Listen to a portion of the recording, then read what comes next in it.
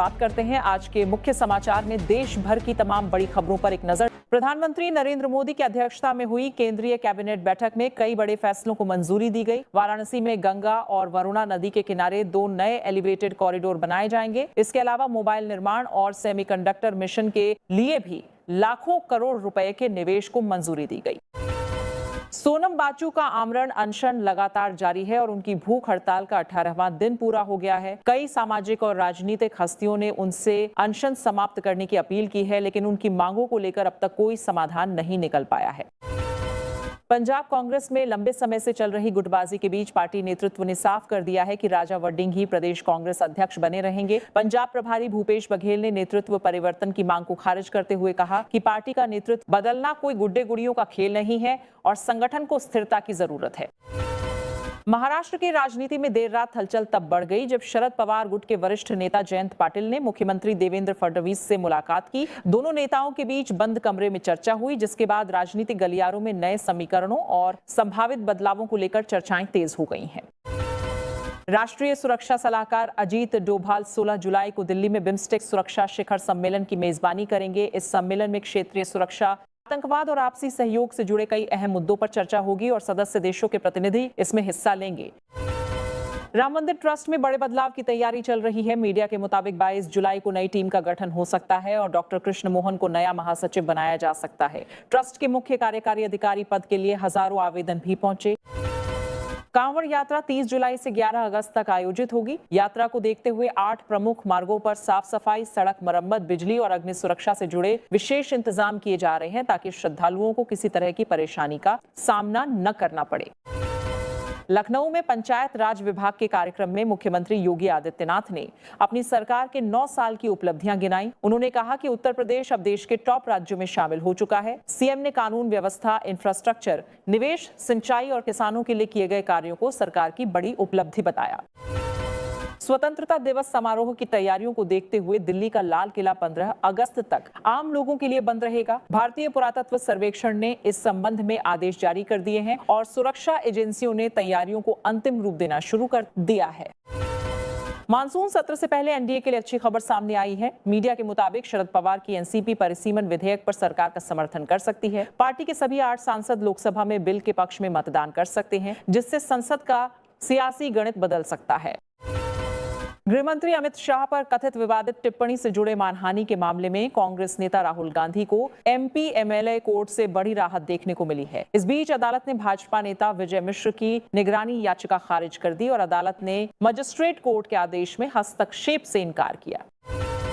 परिसीमन विधेयक को लेकर एनसीपी नेता सुप्रिया सुले ने गोलमोल जवाब देते हुए समर्थन के संकेत दिए हैं। उन्होंने कहा कि यदि सभी राज्यों में लोकसभा सीटों में 50% की समान बढ़ोतरी होती है तो उनकी पार्टी को कोई आपत्ति नहीं है। हालांकि अंतिम फैसला विधेयक देखने के बाद लिया जाएगा। एनसीपी शरद पवार गुट ने एनडीए में शामिल होने की अटकलों को खारिज कर दिया है। वरिष्ठ नेता जयंत पाटिल ने कहा कि मुख्यमंत्री देवेंद्र फडणवीस से उनकी मुलाकात केवल स्थानीय मुद्दों को लेकर थी। उन्होंने स्पष्ट किया कि पार्टी के सभी राजनीतिक फैसले सामूहिक चर्चा के बाद लिए जाएंगे। महाराष्ट्र के उप मुख्यमंत्री एकनाथ शिंदे ने परिसीमन विधेयक का विरोध करने वाले दलों पर निशाना साधते हुए कहा कि जो राजनीतिक दल इस प्रक्रिया का समर्थन नहीं करेंगे उनका हाल पश्चिम बंगाल जैसा हो सकता है। उन्होंने कहा कि देशहित के मुद्दों पर राजनीति करने के बजाय सभी दलों को एकजुट होकर फैसला लेना चाहिए। भारत और ब्रिटेन के बीच हुआ ऐतिहासिक मुक्त व्यापार समझौता कल से लागू हो गया है। इस समझौते के तहत भारत से ब्रिटेन भेजे जाने वाले लगभग 99% सामान पर आयात शुल्क समाप्त हो जाएगा, जिससे भारतीय उद्योग और निर्यात क्षेत्र को बड़ा लाभ मिलने की उम्मीद है। केंद्र सरकार ने दिल्ली विधेयक 2026 को मंजूरी दे दी है। सरकार का कहना है कि इस कानून का उद्देश्य सरकारी सेवाओं की उपलब्धता में पारदर्शिता, जवाबदेही और कार्यकुशलता को मजबूत बनाना है ताकि आम लोगों को सरकारी सुविधाएं अधिक प्रभावी ढंग से मिल सकें। बिहार के बांकीपुर उपचुनाव के बीच प्रशांत किशोर की जनस्वराज पार्टी को बड़ा झटका लगा है। पार्टी के टिकट पर विधानसभा चुनाव लड़ चुके 3 नेताओं ने भारतीय जनता पार्टी का दामन थाम लिया। बीजेपी प्रदेश अध्यक्ष संजय सरावगी ने सभी नेताओं को पार्टी की सदस्यता दिलाई। बिहार में कानून व्यवस्था को लेकर मुख्यमंत्री सम्राट चौधरी ने अपराधियों को कड़ी चेतावनी दी है। भागलपुर में उन्होंने कहा कि अपराधी या तो अपराध का रास्ता छोड़ दें या फिर जेल जाने के लिए तैयार रहें। उन्होंने साफ कहा कि अपराधियों के खिलाफ बिना भेदभाव कार्रवाई जारी रहेगी। लखनऊ के केजीएमयू प्रशासन ने सभी 18 हॉस्टल मेस में नॉनवेज खाना बनाने और परोसने पर रोक लगा दी है।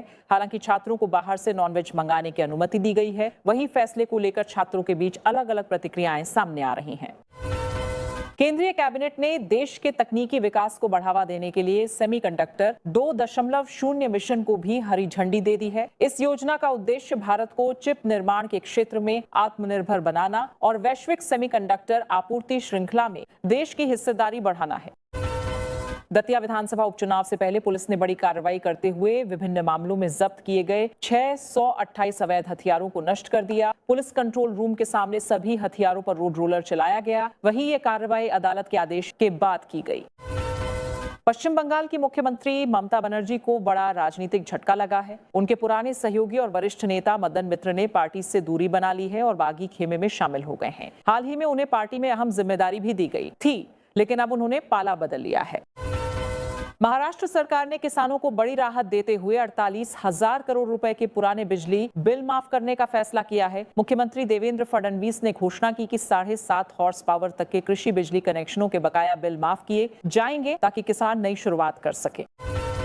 उत्तर प्रदेश विधानसभा चुनाव से पहले मुख्यमंत्री योगी आदित्यनाथ ने समाजवादी पार्टी पर तीखा हमला बोला है। लखनऊ में उन्होंने कहा कि वर्ष 2017 से पहले प्रदेश में बेटियां और व्यापारी सुरक्षित नहीं थे, लेकिन अब कानून व्यवस्था प्रदेश में पूरी तरह बदल चुकी है और अपराधियों में डर का माहौल है। राम मंदिर चढ़ावा चोरी मामले पर यूपी विधानसभा अध्यक्ष सतीश महाना के बयान से नया विवाद खड़ा हो गया है। उन्होंने कहा कि जिन लोगों का पैसा चोरी हुआ शायद उन्होंने सच्ची श्रद्धा से दान नहीं किया। उनके इस बयान पर राजनीतिक दलों ने तीखी प्रतिक्रिया दी है। बद्रीनाथ मंदिर में चढ़ावा चोरी मामले की जांच तेज हो गई है। पहले एक कर्मचारी की गिरफ्तारी के बाद अब 3 अन्य कर्मचारियों पर भी जांच की तलवार लटक गई है। चांदी के चढ़ावे के रिकॉर्ड में कथित ओवरराइटिंग मिलने पर जांच एजेंसियां दस्तावेजों की गहन समीक्षा कर रही हैं। पाकिस्तान अधिकृत कश्मीर में पाकिस्तान सरकार और सेना के खिलाफ विरोध प्रदर्शन तेज हो गए हैं। रावलकोट और मुजफ्फराबाद की ओर बढ़ रहे प्रदर्शनकारियों ने आजादी की मांग को लेकर बड़ा आंदोलन शुरू किया है। प्रदर्शन के दौरान पाकिस्तानी रेंजर्स की फायरिंग में 8 लोगों की खबर है।